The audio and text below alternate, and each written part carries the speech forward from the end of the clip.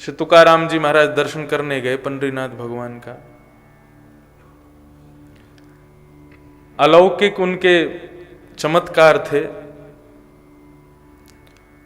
तो जैसे ही दर्शन करने के लिए जा रहे थे तो उन्होंने कहा कि दर्शन करते समय कहीं मेरी कोई पादुका ले जाए, मेरा ध्यान भंग नहीं होना चाहिए, दर्शन में पूरी मेरी निष्ठा होनी चाहिए, कहीं मेरी पदत्राण की तरफ मेरा ध्यान ना चला जाए। तो क्या किया, एक फेंटा में अपनी चप्पल बांध ली कमर से और फिर दर्शन करने प्रवेश कर गए भीतर। दर्शनार्थियों को पता चल गया कि ये चप्पल अपनी बांध के ले जा रहे हैं, तो लोगों ने वहां पर खूब उनको सुनाना शुरू कर दिया और यहां तक कि लोगों ने फिर पूजा भी कर दी। कुछ नहीं, वो पंडरीनाथ भगवान को बोले आप हमेशा प्रेम ही थोड़ी करोगे, कभी कभी पिटाई भी करोगे, ये सब आप ही करवा रहे हो।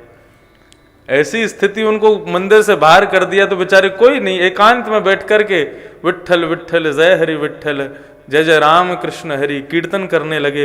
रोज पद सुनाते थे ठाकुर जी को।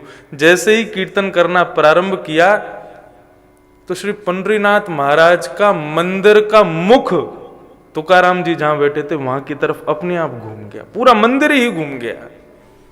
और सामने श्री तुकाराम जी बैठ के कीर्तन कर रहे हैं, ठाकुर जी सुन रहे हैं। कल इसी विषय को लेकर के कथा को विराम किया गया था कि वैष्णव भक्त अपराध भगवान को प्रिय नहीं है। श्री जगन्नाथ भगवान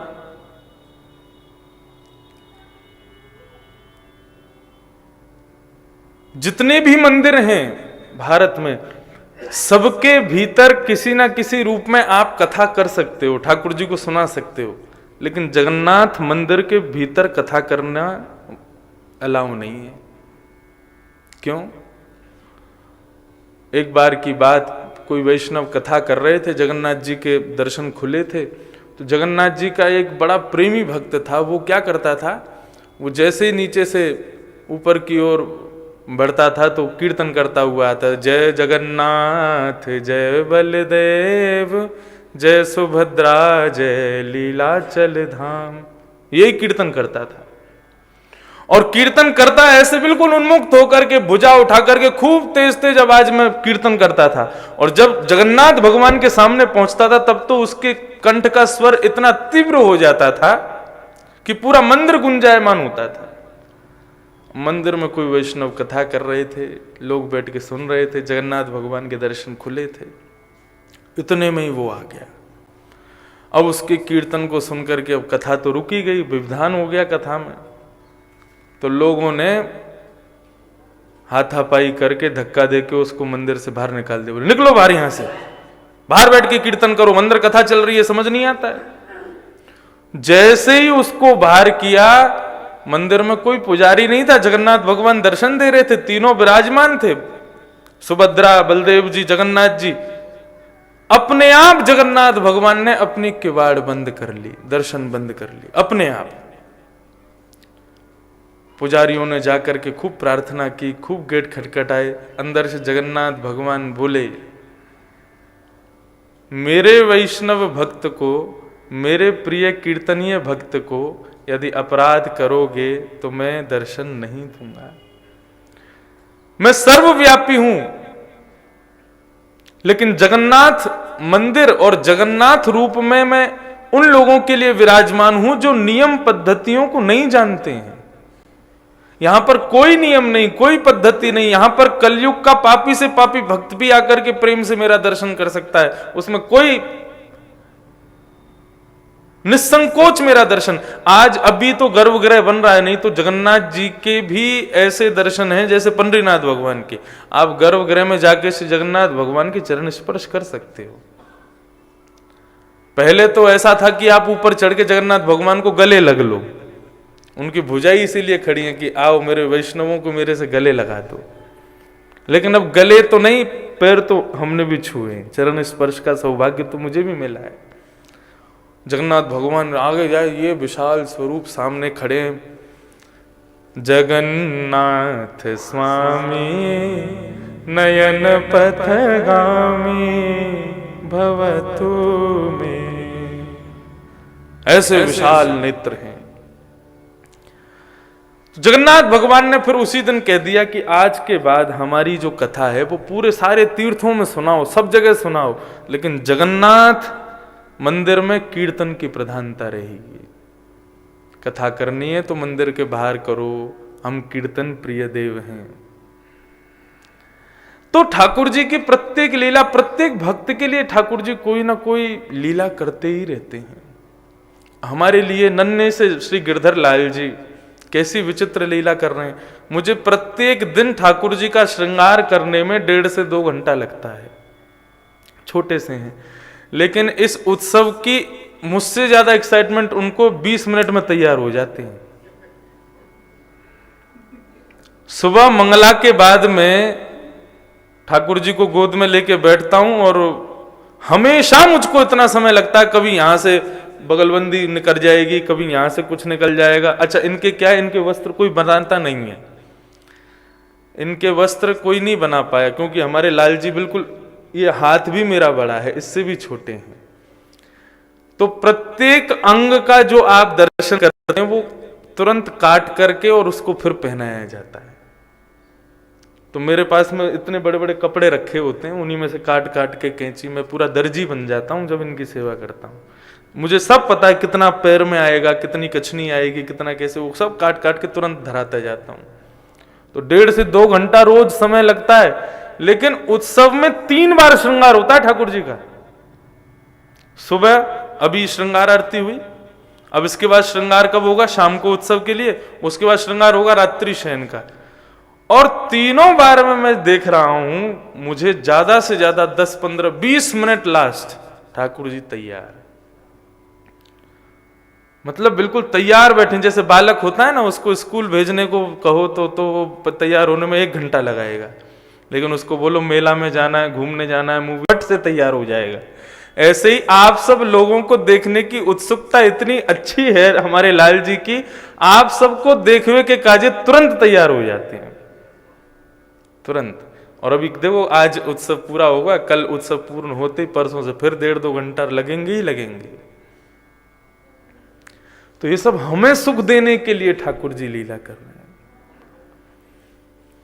भक्तों की प्रसन्नता, वैष्णवों की प्रसन्नता, संतों की प्रसन्नता, ब्राह्मणों की प्रसन्नता, गौ की प्रसन्नता, यही ठाकुर जी का मुख्य उद्देश्य है। ये सब प्रसन्न हैं तो ठाकुर जी को भी अति प्रसन्नता है।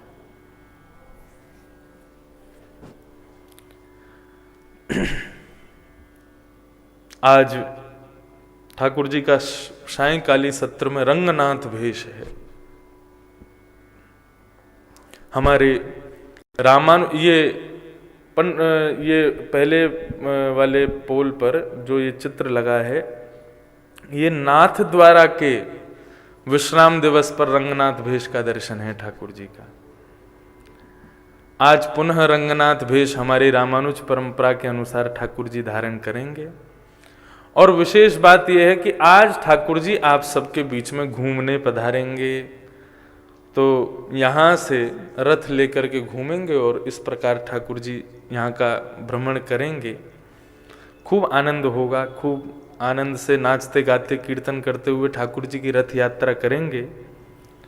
पूज्य पिताजी महाराज एवं पूज्य श्री जगत गुरु रामानुजाचार्य श्री राघवाचार्य जी महाराज भी हमारे साथ रहेंगे और भी सब वैष्णव संत वृंद यहाँ विराजेंगे। और ठाकुर जी अभी तक पूरी पुष्टि पद्धति से शाम को सेवा कर रहे थे, लेकिन आज रामानुज पद्धति से ठाकुर जी की सेवा होगी। और कल का नियम तो आपको पता ही है कि कल सुबह मंगला, फिर श्रृंगार, कथा, राजभोग और फिर वृंदावन परिक्रमा। 3 बजे से परिक्रमा केसी घाट से प्रारंभ होगी। ठाकुर जी के बैलगाड़ी वहाँ पर व्यवस्थित होगी, उसमें ठाकुर जी बैठेंगे, हम सब लोग पैदल पैदल लेके उनको वृंदावन की परिक्रमा करा के लाएंगे। तो ये ठाकुर जी के उत्सव का कल विराम है। उत्सव का वैसे तो आज ही विश्राम है, आज विश्राम उत्सव है। कल कथा का विश्राम होगा और अगली कथा कहाँ होगी उसकी भी घोषणा ठाकुर जी के कर कमलों से जो वे कहेंगे, जो आज्ञा वो करेंगे, वहाँ की होगी। कथाक्रम में हम लोग प्रवेश करें। लाइब्रेरी में जहां नजर घुमाओगे वहां पर किताब ही दिखेगी। पुस्तकालय में जहां नजर घूमेगी वहां किताब ही दिखेगी। भोजनालय में जहां नजर घुमाओगे वहां प्रसाद ही दिखेगा, भोजन ही दिखेगा। ऐसे ही ये संसार को हमारे शास्त्रों में दुखालय बताया गया। यहां जहां नजर घुमाओगे वहां दुख ही दुख दिखेगा। सब दुखी हैं। इस दुखालय ने भगवान के ही अवतार बुद्ध का प्रणयन किया। ज्योतिषों ने मना कर दिया था कि हे राजन, आप अपने इस बालक को कभी बाहर मत आने देना। राजा ने बड़ी बड़ी दीवारें खड़ी करवा दी, मेरे पुत्र को कभी बाहर देखना ना पड़े, जाना ना पड़े। सारी सुख संपत्ति राजमहल के अंदर ही उपस्थित कर दी।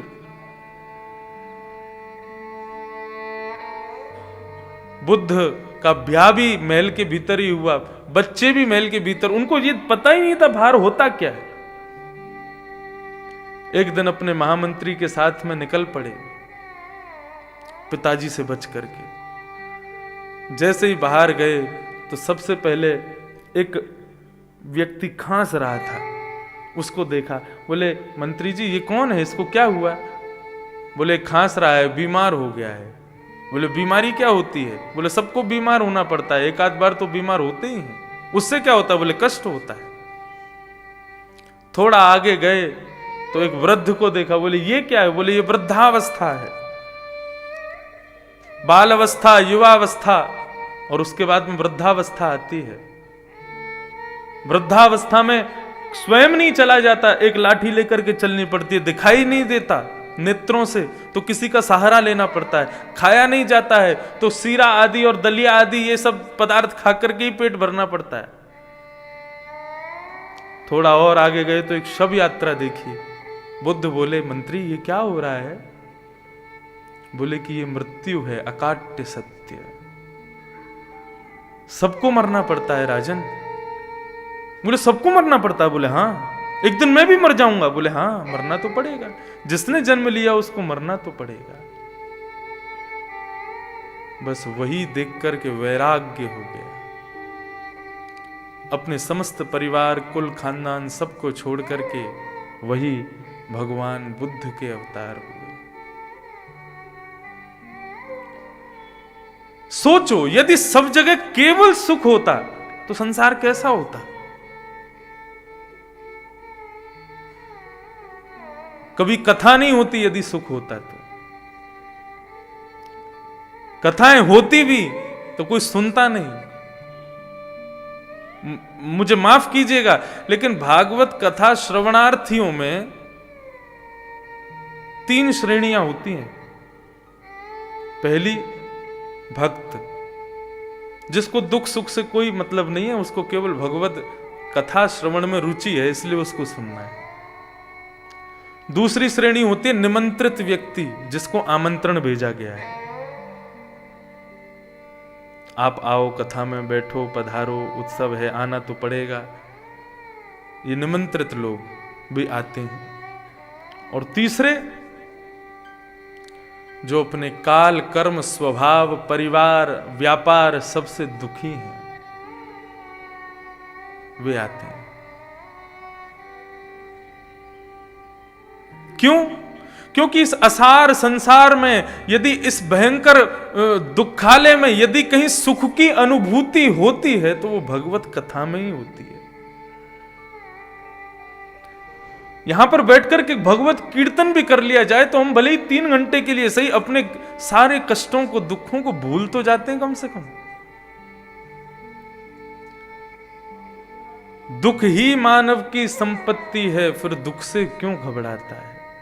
यदि दुख ना होता, सब जगह केवल सुख होता, तो मानव कर्मनिष्ठ नहीं होता। सब आलसी होते, हम आप सब लोग। हमारे जीवन में दुख ही इसलिए है कि हम सदैव लगे रहते हैं काम में कि हमें सुख मिले, सुख मिले, सुख मिले। और उस सुख को पाने के चक्कर में हम कम से कम कर्मनिष्ठ तो बने रहते हैं, मेहनत तो करते रहते हैं, कुछ ना कुछ करते तो रहते हैं। इस उत्सव में भी आने से इसका अभिप्राय क्या है, क्यों आए हो आप? उत्सव यजमानों ने तो खूब व्यय भी किया है इस उत्सव के लिए। पूज्य पिताजी महाराज ने, दास ने भी व्यय किया है। चैनल पर टेलीकास्ट हो रहा है, उसका भी व्यय होता है, सब चीज का व्यय होता है। इतना व्यय हम लोग करके यहां क्यों विराज रहे हैं कि इस असार संसार दुखालय में सुख की अनुभूति यहां होती है, उस सुख के लिए। और यदि हम सब सुखी होते, क्यों करते उत्सव, क्यों सुनते कथा, क्यों करते कर्म? घर में बैठे रहते, आराम से रजाई ओढ़ के पड़े रहते। हमको कर्मनिष्ठ बनाता है दुख। ये सब संवाद कौन कर रहा है? वो वृषभ कह रहे हैं परीक्षित से।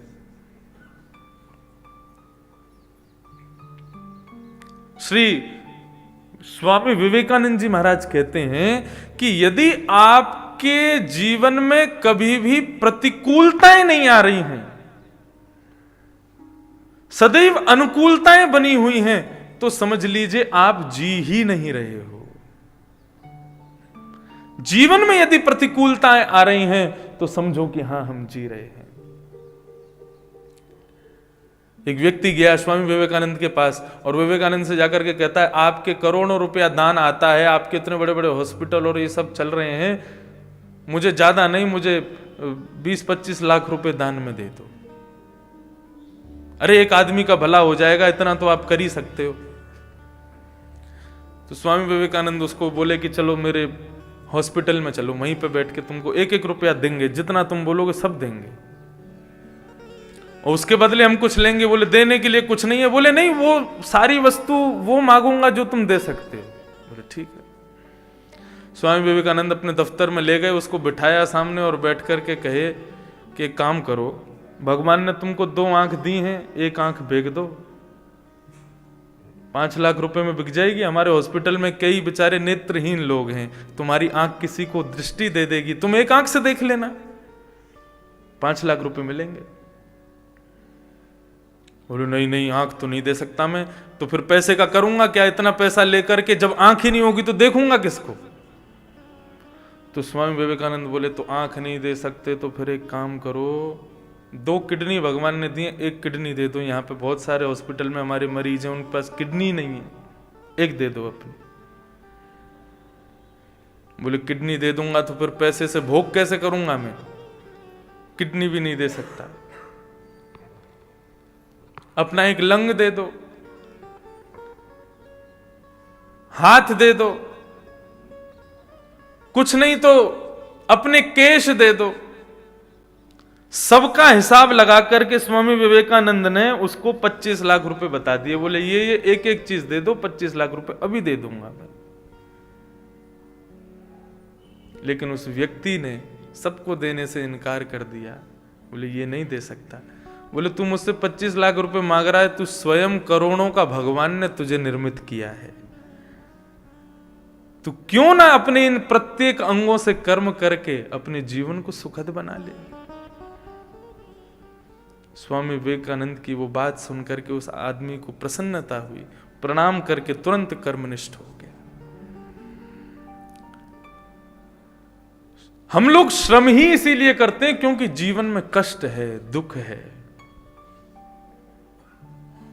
और यही बात वृषभ यानी कि धर्म परीक्षित से कह रहे हैं। परीक्षित ने जब ये बात समझी, कलयुग के पास गए और कलयुग से जाकर के कहने लगे, कौन हो, क्यों आए हो मेरे राज्य में? बोले तो द्वापर आया, द्वापर गया, मैं आ गया, मुझे आप नहीं भेज सकते। लेकिन हां, इतना हो सकता है कि आप चाहें तो मुझे कुछ स्थान प्रदान कर सकते हैं। और बंधुओं, निसंकोच में इस बात को अपनी कथा में कहता हूं, जितने भी वैष्णव जन बैठे हैं सब ध्यान से सुने। केवल मात्र 5 स्थानों में कलयुग है, इसके अलावा अन्यत्र कहीं भी कलयुग नहीं है। फिर भी मानव पाप कर रहा है, तो ये इससे बड़ा उसका दुर्भाग्य नहीं हो सकता। केवल 5 स्थान हैं कलयुग के, और जो भी इन 5 स्थानों से सदैव बचा हुआ है वो वास्तव में या तो द्वापर युग में है, या त्रेता में है, या सतयुग में है, वो कलयुग में है ही नहीं। ये पंच स्थान कौन कौन से हैं? द्यूतम पानम स्त्रियः सूना,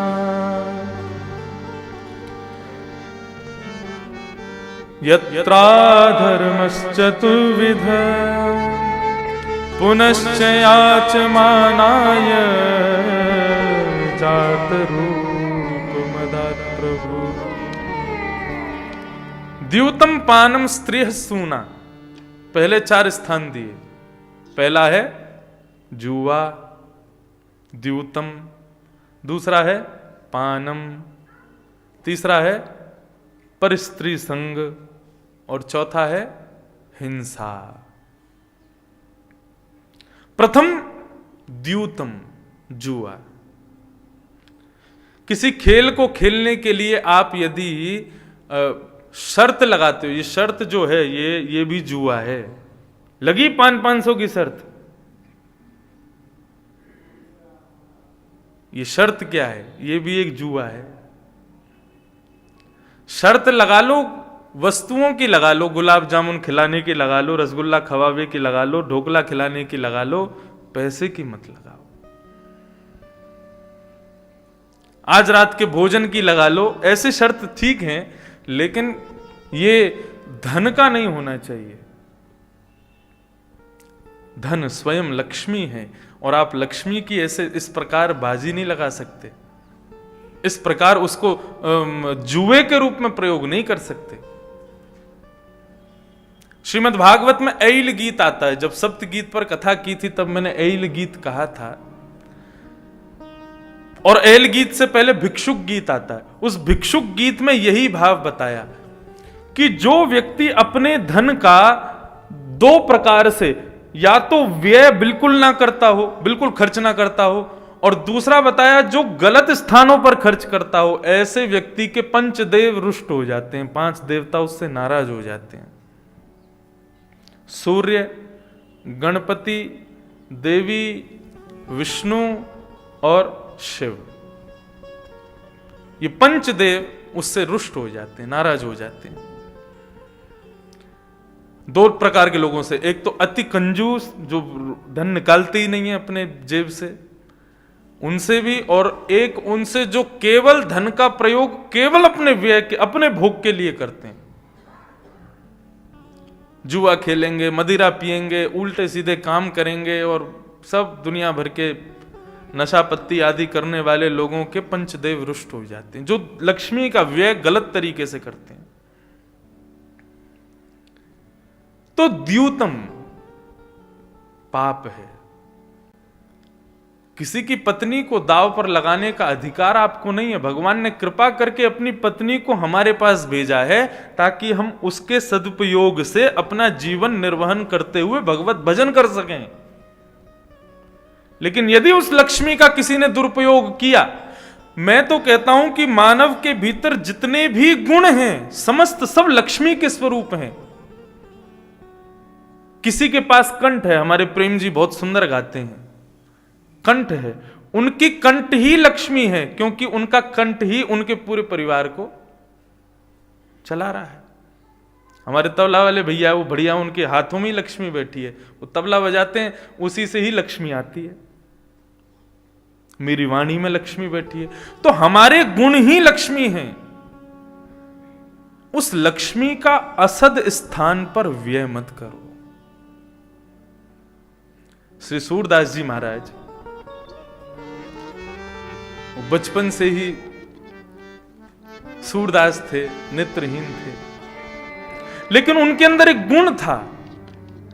उनसे कभी कोई पूछता था, सूरदास जी से कुछ भी पूछता था, तो भविष्य कथन कर देते थे। यह स्थिति हो गई कि वे जहां रहते, दिल्ली के पास गांव था सूरदास जी का, तो सूरदास जी के गांव के लोग आते थे, आकर के पूछते थे हमारी बेटी का ब्याह कब होगा। तो सूरदास जी तिथि नक्षत्र आदि सब समय तक बता देते थे, कब होगा, कहां से होगा। ये उनका गुण था, छोटे से थे तभी। अब तो ये स्थिति हो गई, गांव के लोग भीड़ लगा के खड़े हो जाते, भैया हमारी भैंस खो गई है, कहां मिलेगी, हमारी बकरी खो गई है, भैंस दूध ना दे रही। तो सूरदास जी बड़े परेशान हो गए। लेकिन उनके पिताजी को लगता था ये अच्छा है, सूरदास कम से कम कोई काम तो करता नहीं, किसी काम का है नहीं, एक कोने में पड़ा रहता है, तो इसके इस भाव को क्यों ना हम व्यय करें, एक राशि रख देंगे, इतनी राशि दो। तब सूरदास जी बताएंगे जब ये भाव सूरदास जी को पता चला तो सूरदास जी बड़े दुखी हो गए। बोले पिताजी, मेरे अंदर कोई गुण है तो जरूरी थोड़ी उस गुण का मैं व्यय करूंगा, उसको खर्च करूंगा, और उस संसार के लिए जो आसार है मैं अपने गुण का व्यय करूंगा, लेकिन अपने प्रियतम के लिए करूंगा, अपने ठाकुर के लिए करूंगा, इस संसार के लिए नहीं करूंगा। मेरे अंदर यह गुण है, जन्म से है, तो ठाकुर जी हमें जो भी गुण से संपन्न करते हैं, सावधानी से सुनिएगा, ठाकुर जी ने हमें जिस भी गुण से संपन्न किया है उस गुण से ठाकुर जी अपनी सेवा करवाना चाहते हैं, इसलिए हमें संपन्न किया है। मुझे वाणी दी है तो वाणी इसलिए दी है ताकि मैं उनकी सेवा कर सकूं। आपको नृत्य करना आता है तो वो नृत्य करने की सेवा ठाकुर जी ने इसलिए दी है ताकि उनके सन्मुख नृत्य कर सको।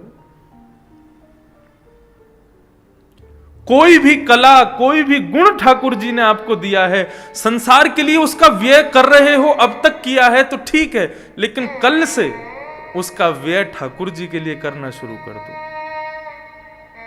क्योंकि प्रत्येक गुण वे अपनी सेवा के लिए आपको देते हैं। आपको भोजन पकाने में, भोजन आप बहुत स्वादिष्ट बनाते हैं, संसार के लिए बनाते हैं, दुनिया के लिए बनाते हैं, पति पत्नी बच्चे सबके लिए बनाते हैं, केवल लाल जी के लिए। कल हमारा 56 भोग आया, वो साधारण नहीं था। यहां से वो छोटा टेम्पो होता है, क्या बोलते हैं उसको, छोटा हाथी, वो गया गोवर्धन। 3 दिन में मुंह पर कपड़ा लगा करके गोवर्धन के मुखियाओं ने बिल्कुल शुद्धता से, स्वच्छता से उस 56 भोग को तैयार किया। तो मुझे बता रहे जब वो गाड़ी वहां पहुंची उसको सामान पूरा 56 भोग लेने, तो पूरी गाड़ी को उन्होंने धोया, धो करके गाड़ी में सातिया काढ़ा, हल्दी छिड़का, उसके बाद में ठाकुर जी का आवाहन करके उस गाड़ी की पूजा की, तब उसमें 56 भोग रखवा करके यहां भेजा। श्री गिरधर लाल जी के भोग के लिए जा रहा है। अपने प्रत्येक गुण को ठाकुर जी की सेवा में प्रस्तुत करने का प्रयास करो। श्री कुम्मन दास जी महाराज एक बार राग भैरव अलाप रहे थे, मुझे बड़ी बढ़िया लगती है ये कथा। भैरव गा रहे थे और भैरव गाते गाते इतने में ही पीछे से फतेहपुर सीकरी का राजा वहां से निकल रहा था। जैसे ही भैरव राग सुना तो भैरव राग सुनकर के इतने आनंदित हो गए, बोले वाह वाह वाह वाह वाह, कौन गा रहा है? कुम्मन दास जी बोले ये बाबाई कौन कर रहा है? तो किसी सैनिक ने बताया, बोले कि फतेहपुर सीकरी के राजा वाहवाही कर रहे हैं आपके स्वर को सुनकर के। कुम्मन दास जी के सामने राग मालाएं रखी थी, विविध विविध राग उसमें लिखे हुए थे, उनकी सब आरोह अवरोह सब लिखे हुए थे। तो भैरव राग का पन्ना फाड़ दिया, बोले जिस राग को अपने ठाकुर जी को रिझाने के लिए गाता हूं उस राग पर ये राजा वाहवाही कर रहा है, नहीं गाऊंगा आज के बाद इस राग को, गाना ही नहीं है। लेकिन राजा के कानों को ऐसा चस्का लगा उनके स्वर का, रोज पालकी भेजते हैं, रोज लोगों को भेजते हैं, बोले उनको एक बार मेरे दरबार में ले आओ, अपने मित्रों के सन्मुख उनके गायन को प्रस्तुत करते मेरी गरिमा बढ़ेगी, उनके स्वर को सुनकर के मेरे मित्र प्रसन्न हो जाएंगे। लेकिन कुम्मन दास जी महाराज रोज टाल देते। कुम्मन दास जी ज्यादा धनाढ्य परिवार से नहीं थे।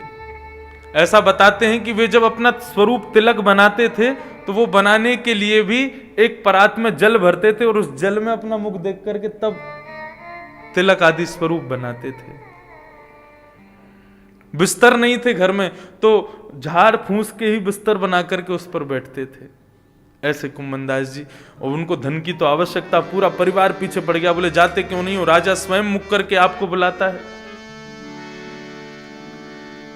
कुम्भनदास जी बोले अब की बार आने तो अब की बार चले जाएंगे। अब की बार राजा के सब दूत आए, बोले महाराज आपको बुला रहे हैं, आप चलो। बोले हाँ आज चलेंगे। बोले आपके लिए पालकी भेजी है, बैलगाड़ी भेजी है, इसमें बैठ के चलो। बोले नहीं पैदल जाएंगे हम। पैदल फतेहपुर सीकरी गए, आगरा के पास। सुबह के चले, शाम को पहुंचे। शाम को जैसे ही राजा के दरबार में प्रस्तुत हुए, चारों तरफ राजा के मित्र बैठे हैं। क्या सुनना है राजा बताइए। राजा ने कहा कि हमें भैरव राग सुनना है, जो आप उस दिन अलाप रहे थे वही सुनाइए। बोले वैसे तो मैंने ठाकुर जी की सेवा में भैरव राग गाना बंद कर दिया। भैरव सुबह सुबह का राग होता है। जो लोग सुबह मंगला में आते हैं तो मंगला करने के बाद में यहां पर ठाकुर जी को भैरव गा करके उठाया जाता है। ठाकुर जी को राग समय अनुसार सुनाने चाहिए। इसके पीछे भी कथाएं हैं। श्रीनाथ जी का एक द्वारपाल था, उसने सवेरे भैरव राग सुन लिया, गुसाई जी गाते हैं। उसको इतना अच्छा लगा कि रात्रि में जब ठाकुर जी को शयन करा के गुसाई जी चले गए तो वो रात भर भैरव गाता था। रात भर उसके भैरव को सुन के भीतर बैठे हुए ठाकुर जी उठ जाते। अब भैरव राग का मतलब ही यही है, ठाकुर जी का अलार्म है वो। उसको सुन के ठाकुर जी कितनी भी गहरी नींद में हो उठ जाते। तो अब वो भैरव गा रहा था, ठाकुर जी बैठे बैठे जैसी झोंका आवे इतने में ही वो कोई तान छेड़ दे भैरव की, फिर ठाकुर जी उठ जाए। मोहन जागिए बलि जई है, लाला जागी रे बल जई। और यही गाता पूरी रात। सवेरे जैसे मंगला का दर्शन खुला, महाराज ठाकुर जी खड़े हैं भुजा ऊपर करके और नीचे नजर करके, और सामने गुसाई जी मंगला कर रहे हैं और ठाकुर जी बीच बीच में झोंके ले रहे हैं और ऐसे ऐसे घूमे, मुकुट कभी इधर कभी उधर। आप एक चीज का दर्शन पता नहीं आपको होता है कि नहीं, हमारे लाल जी पूरे दिन खड़े रहेंगे, कुछ नहीं करेंगे। जैसी आरती होगी या तो छड़ी गिर देंगे या बंसी गिर देंगे या कुंडल टेढ़ा कर देंगे या मोती गिर देंगे। अभी भी श्रृंगार में 2 बार मैंने बंसी ठीक करी, दोनों बार गिर दी। उसमें नीचे लगाव लगा है, वो नहीं निकल सकती वहां से, फिर भी गिरते हैं। क्यों? अब इसका भाव देखो आप लोग, अन्यथा मत समझना। ठाकुर जी तो सो रहे हैं लेकिन अर्चक की नींद पूरी नहीं है, इसलिए ठाकुर जी को नींद आ रही है। हमारी नींद पूरी नहीं हो रही, रात में खूब देर तक जगना हो रहा है, सुबह जल्दी उठ के ठाकुर जी की सेवा पूजा और फिर श्रृंगार, फिर कथा, फिर दोबारा श्रृंगार, पूरी व्यवस्था शाम की, फिर रात्रि में। इसलिए ठाकुर जी बार बार बंसी गिर गिर के ये बताते हैं, बोले कि मुंह को सुवा के खुद कथा करवे जा रहा हो, तू कब सोएगो? तो गुसाई जी आए, बोले देखे लाल जी अभी सो नहीं रहे, आंखें लाल पड़ी हैं। लाल जी आपको श्रम हुआ? कहाँ गए थे रात को? बोले मैं कहीं ना गए हो। बोले हमको बताओ क्या हुआ? बोले वो अभी नयो द्वारपाल आया हो ना, वाकू रागन की इतनी पतो ना है, वो रात में भैरव गावे, सुबह के भैरव को सुन के मुंह को नींद नहीं आवे। गुसाई जी बोले हमारे लाल जी को श्रम हुआ, द्वारपाल को हटा दिया, बोले चले जाओ यहां से। अब वो चला गया। अब रात्रि में ठाकुर जी सोए तो ठाकुर जी पूरी रात बेचैन होने लगे। तो सवेरे मंगला में फिर झोंके आए। तो गुसाई जी बोले जरूर कोई और बात है, द्वारपाल तो हटा दिया हमने, फिर क्यों नहीं सोया पूरी रात? बोले अब हमारा नियम बदल गया है, अब हमको भैरव सुन के ही नींद आती है, अब उसी को बुलवाओ वापस। तो ठाकुर जी बड़े प्रेमी हैं रागों के। तो भैरव राग प्रातःकाल का राग है और रात्रि का राग बिहाग, सोरठ, ये सब रात्रि के राग हैं। हम गाते हैं ना, गोवर्धन की रही है तलती, ये सुबह भी गा दिया ना तो ठाकुर जी के नेत्र बंद हो जाएंगे, उनको नींद आ जाएगी। ऐसा राग है।